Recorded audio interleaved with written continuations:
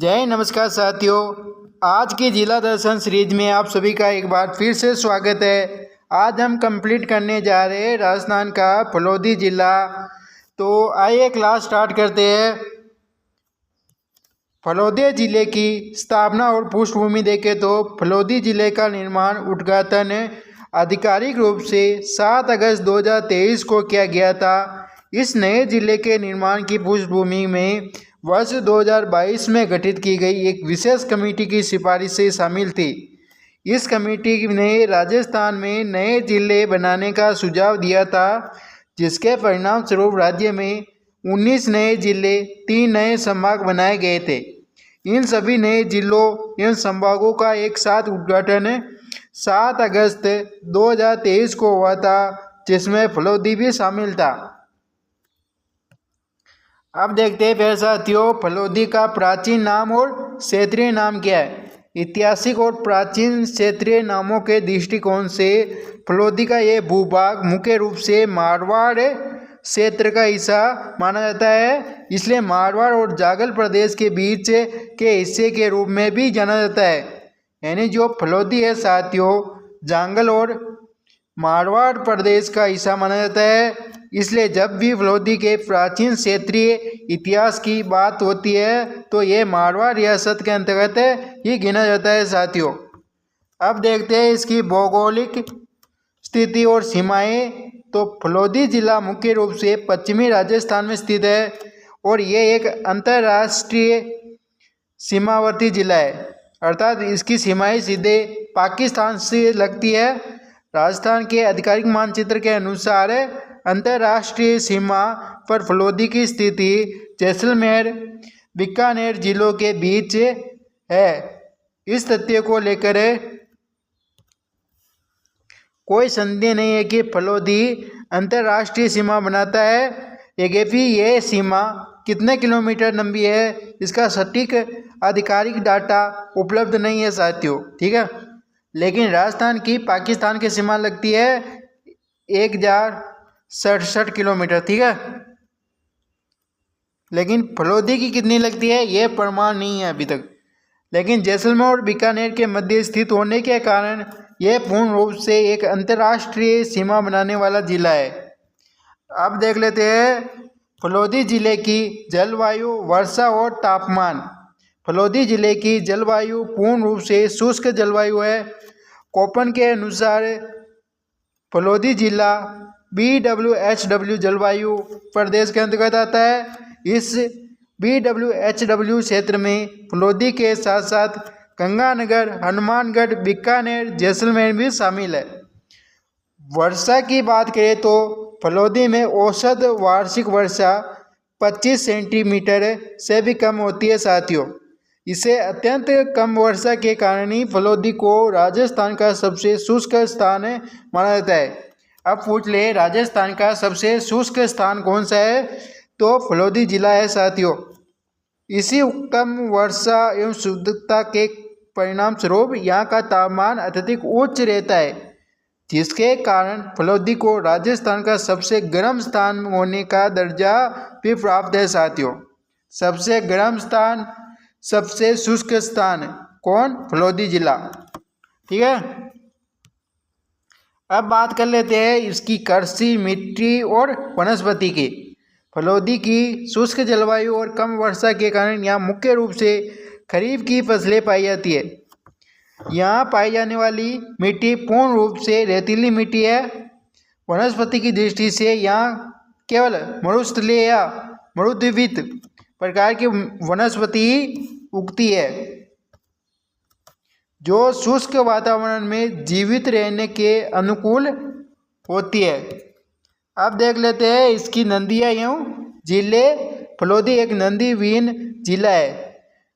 जिस प्रकार राजस्थान में चूरू और बीकानेर जिलों में कोई नदी प्रवाहित नहीं होती है, ठीक उसी प्रकार फलोदी में भी किसी प्रकार की नदी का प्रवाह नहीं है।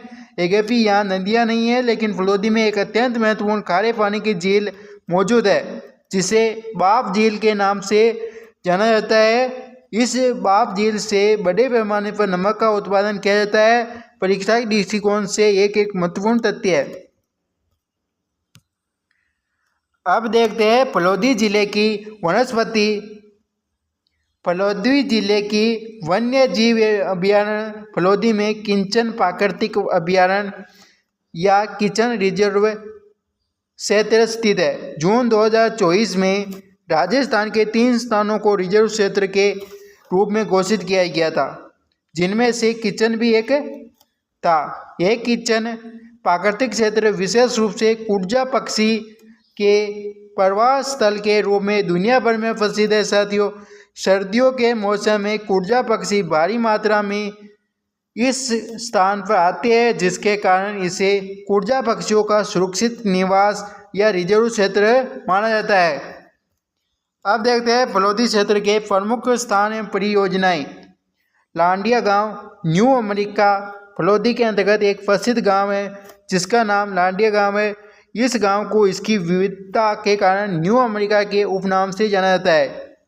बडेला सोलर पार्क फलोदी में स्थित बडेला सोलर पार्क पूरे विश्व का सबसे बड़ा सोलर पार्क है। यहाँ एक बहुत बड़े भूभाग को विशेष रूप से केवल सौर ऊर्जा परियोजनाओं के लिए विकसित किया गया है। इस विश्व के सबसे बड़े सोलर पार्क की कुल विद्युत उत्पादन क्षमता 2245 मेगावाट है। इस विशाल सोलर पार्क का विकास एक साथ न होकर 4 अलग अलग चरणों में किया गया है। परीक्षा की दृष्टि से इन चारों चरणों और उनके विकासकर्ता कंपनियों के नाम अत्यंत महत्वपूर्ण है। साथियों, याद रखना।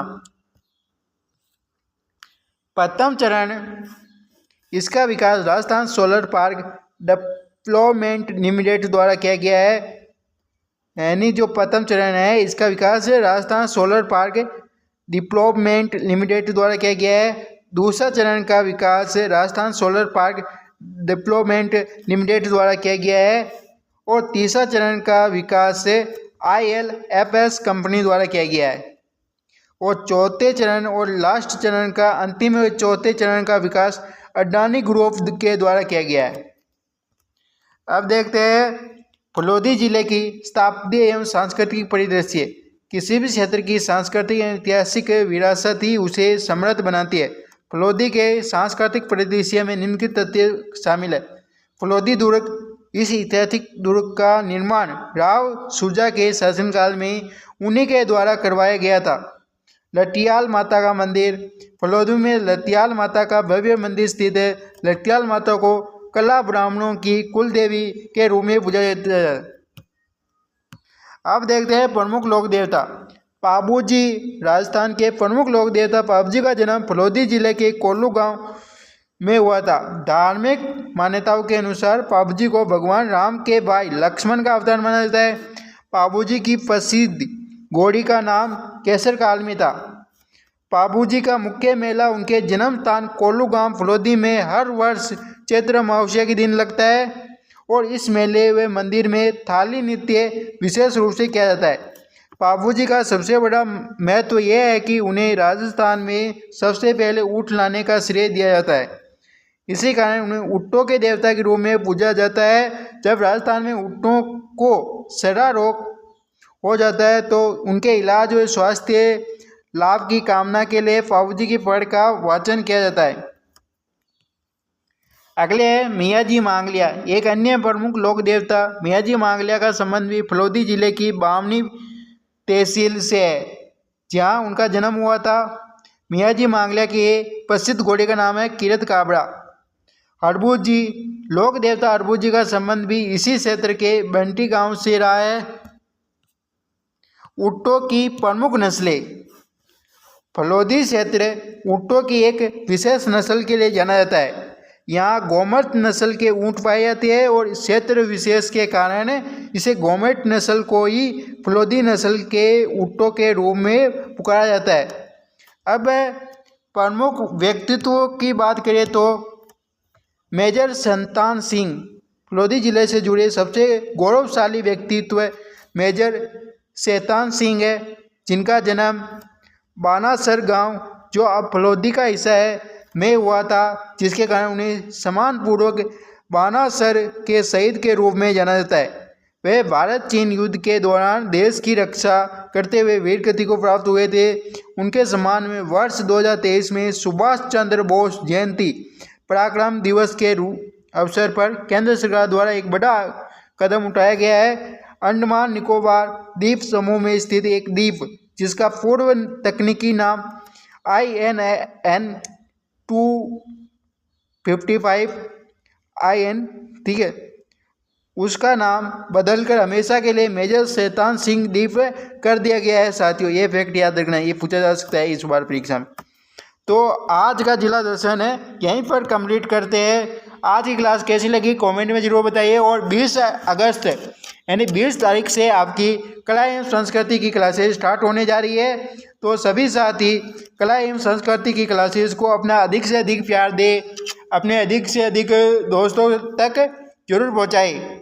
ठीक है, मिलते हैं एक नई क्लास में, तब तक के लिए धन्यवाद।